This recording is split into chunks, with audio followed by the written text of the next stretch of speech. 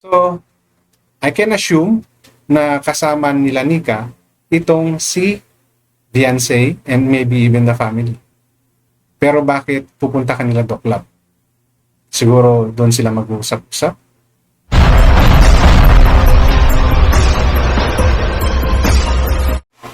So, lumabas, no? May lumalabas ngayon na kaya pala hindi nakapunta, no?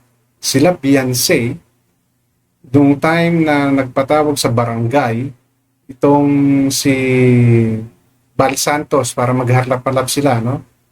Eh may iba daw palang pinuntahan, no? Itong sila Beyonce. I'm not too sure, no? Ito ay nakita lamang or may nag-message lang during the live stream of July Paunil, no? Explaining some issue about the NBI thing na yan. No? So, medyo talagang nagiging masalimuot yung kwento na to ni Beyonce sa dami ng mga sumasaw-saw, sa dami ng mga nagliliparang issue, no? Complications between supporters, between yung mga tao magkakasama, no? Katulad ni Dr. Lab. Hindi natin malaman ngayon kung are they still in good terms with the Batalero, no? But we saw some posts of this Ben, according to some are si Nanay Hansel, na ngayon ay nananawagan naman na suportahan daw si Dr. Lab. But a few days ago, itong Nanay Hansel na rin to, na Ben din, ang nagsasabi na parang si Dr. Lab, ang utak, no, ang nag-push para pumunta kay Rapi Tulfo. Itong sila Beyonce para magreklamo. No? Pero ano yung nangyayari ngayon? Nagkakaroon ng mga salasalabat ng mga kwento. And now, ito pa, nagdagdag pa ngayon ng speculations and maybe some clarity on why, no? Hindi nakarating sila Beyonce doon sa pagpapatawag, if ever, no?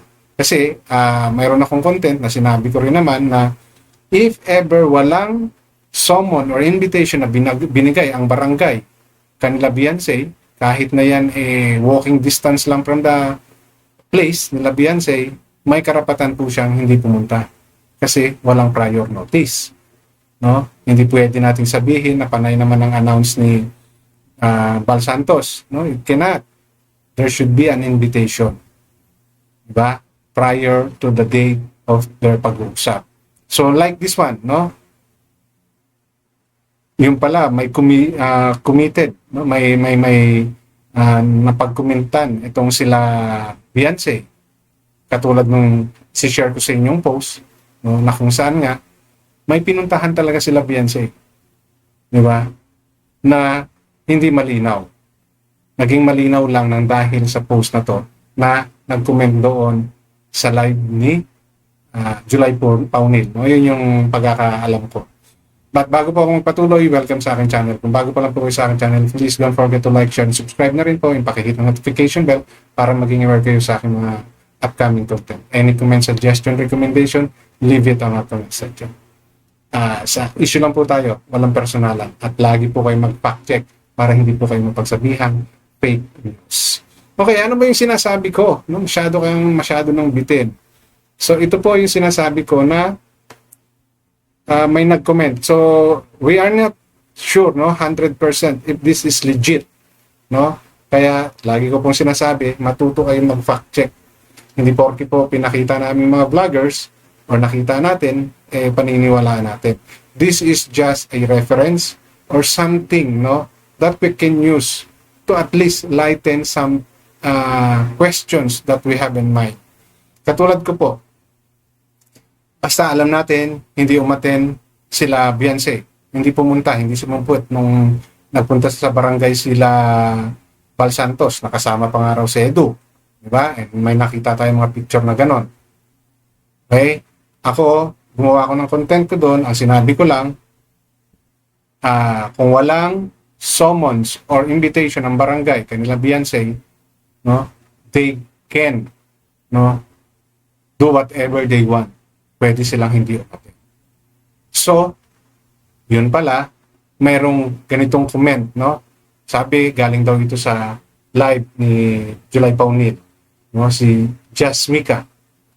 Sila Leo D at Nika ang nagwo-work sa NBI Naga, kaya sumama loob ni Doc bakit daw sinama si Eds sa sinampahan ng kaso.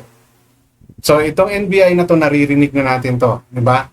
Narinig natin before, after ng Rapid Tulpo, nagpunta sa KMJS and nagpinuntahan dito na NBI. So lumalabas ngayon, no, if this is true, no, na itong si Leo D is working sa government agency ng NBI Naga branch.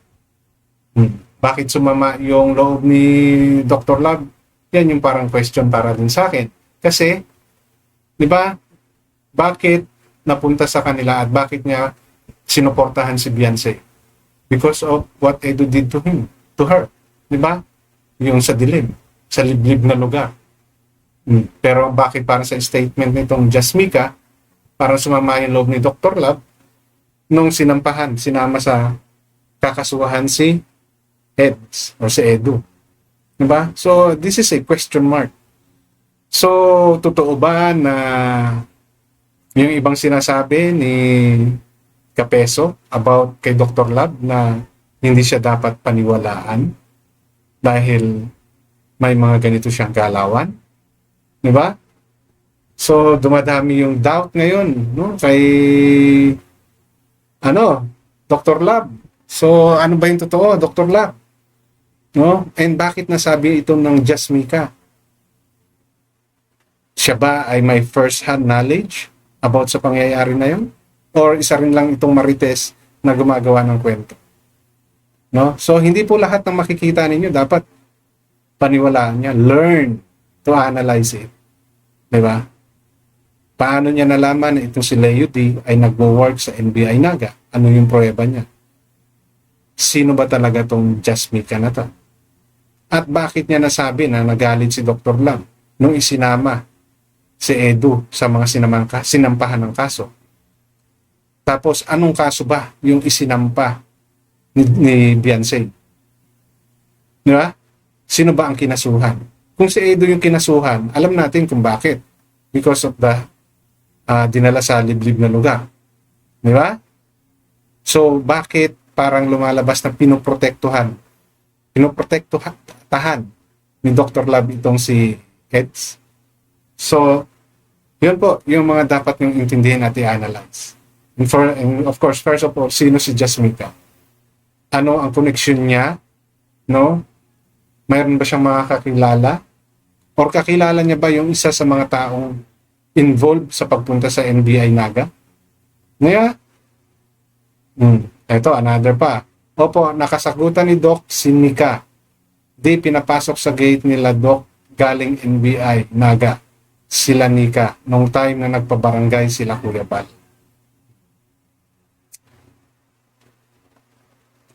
Hindi, opo, nakasagutan ni Doc Love si Nika. Di pinapasok sa gate nila Doc. Okay, hindi pinapasok ni Doc sa gate nila itong Nika. Galing NBI Naga sila, Nika, nung time na nagpabarangay sila Kuya Bal. Okay, so here, we are not sure kung kasama si Beyonce. Di ba? Pero anong gagawin sino magre-reklamo sa NBI Naga? No, kasi para sa statement na to, lumalabas na si Nika hindi pinapasok sa gate sa bahay nila Doc. Di ba? Sa gate nila Doc. Galing NBI Naga sila Nika. So, sino yung kasama nila Nika na nagpunta sa NBI? So, hindi ka naman magpupunta ng isang NBI, no, sa any branch of NBI na hindi ka magrereklamo. At pag magrereklamo ka, yung taong magrereklamo dapat kasama. So, sino ba ang magkakaso sa NBI? Tapos kanino ba natin narinig na pupunta pa ng NBI? So, I can assume na kasama nila Nika itong si Beyonce and maybe even the family. Pero bakit pupunta ka nila Doc Lab? Siguro doon sila mag-uusap-usap. No, so maraming ano dito ha. So hindi po dapat ito pinapaniwalaan agad. We need more information on the validity ng post na ito or ng comment nitong si Jasmika. Kasi maraming inconsistency dito. Kaya hindi nyo po dapat ito paniwalaan agad. Kailangan nyo pong intindihin, alamin, no, dig deeper if you really want to know the truth. Ako, ang binigay ko lang sa inyo ay yung mga senaryo, no, na dapat ninyong paglaruin sa isip ninyo kung gusto nyo pong maintindihan. So, as of now, no, for me, I can say na maybe this is the reason kung bakit hindi nakapunta ng barangay sila Beyonce, kasi mayroong nagpunta ng NBI Naga, no, na nireklamo. Isa sa sinama sa reklamo ay si Ed or si Ed. So sino po yung gagawa? Diba? Hindi ka pupunta ng ahensya ng gobyerno na sa magsasampa ng kaso nang hindi ikaw mismong taong magkakaso. Okay? So I hope, no, aalamin niyo po muna yung mga ganitong bagay. Kasi pwede po itong paninira kay Dr. Lab, no, at kay Beyonce. So always be vigilant sa inyong mga panunurin, paniniwalaan. Kailangan niyo pong intindihin muna para hindi po kayo mapagsabihang fake news. So hanggang dito na lamang. Maraming salamat.